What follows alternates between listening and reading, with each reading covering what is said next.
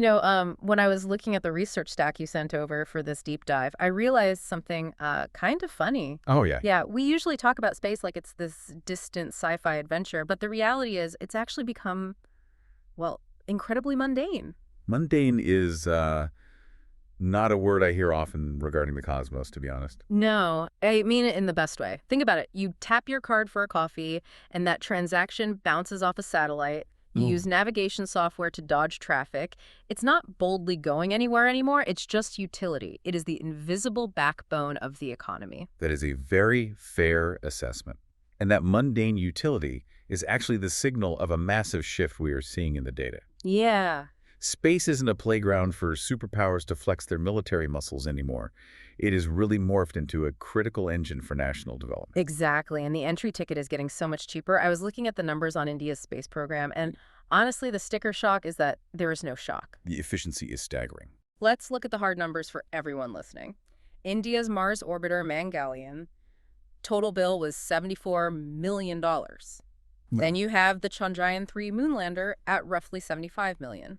Just to put that in context for you, you really can't make a standard sci-fi blockbuster movie for $75 million these days. Which is wild. We're spending more to CGI space than some nations spend to actually go there. Exactly. And when you compare that to NASA's Maven orbiter at $580 million, I mean, is India just cutting corners? No, and that is the key insight from the sources. It's not about being cheap. It's about a philosophy of frugal engineering. Right. During the Cold War, costs were driven by prestige pricing. The goal was to project limitless power so the price tag didn't matter. Just planting a flag. Right. But India's ISRO was built differently. They proved that high science doesn't actually require high spending. And they're doing it at scale, too. I saw the stat on the PSLV C-37 launch, one rocket carrying 104 satellites. A world record. It proved high volume and low cost can totally coexist. Right. But you do have to ask, why are they doing it? Right. Why is any developing nation pouring resources into this? Exactly. Well, that's the second part of this shift. It's not just bragging rights. The research mentions economic sovereignty. Yes, think about it.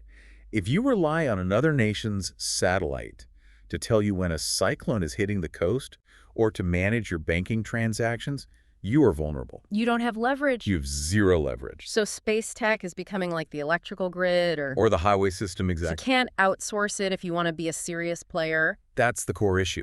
Nations are using space for precision farming, disaster management, financial connectivity.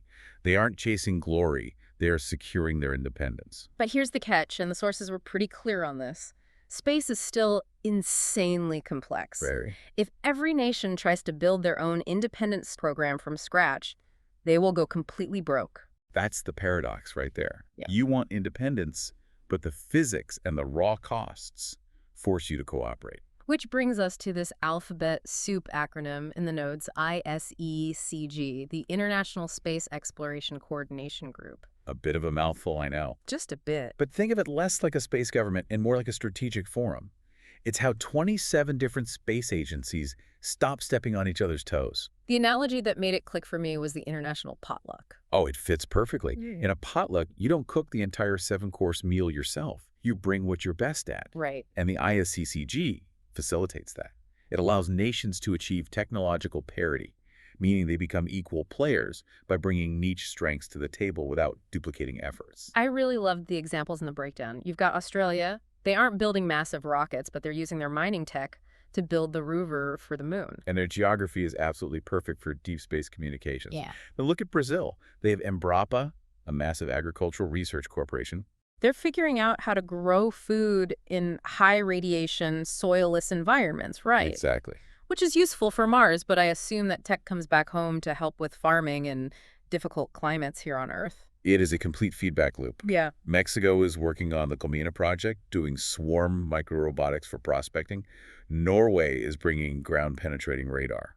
So the days of one nation building the rocket, the rover, the suits, the food, that's over? It's just highly inefficient. The Global Exploration Roadmap, which is this non-binding scenario they've all agreed on, extending to 2050, basically says the moon is the test bed, Mars is the horizon, and we only get there if we split the bill on the workload. It really turns a zero-sum game into a mosaic. It is. And it's a refreshing reminder that while geopolitics on Earth is messy, The sheer hostility of the space domain forces us to work together. Yeah. The next giant leap won't carry just one flag. So we've basically gone from a Cold War spending contest to a cost-effective collaborative utility grid. That is the big takeaway. It definitely changes how I'll look at the sky tonight. Less Yeah. more global supply chain. And here is a thought to leave you with. Mm. We have built this incredible cooperative system because space is hard and empty. Right. But as it gets cheaper and more crowded, what happens when we have the first real economic dispute in orbit? If space is now an economy, eventually someone is going to want to impose a tariff. A trade war in zero gravity. Now that is something to think about. Thanks for joining us for this deep dive.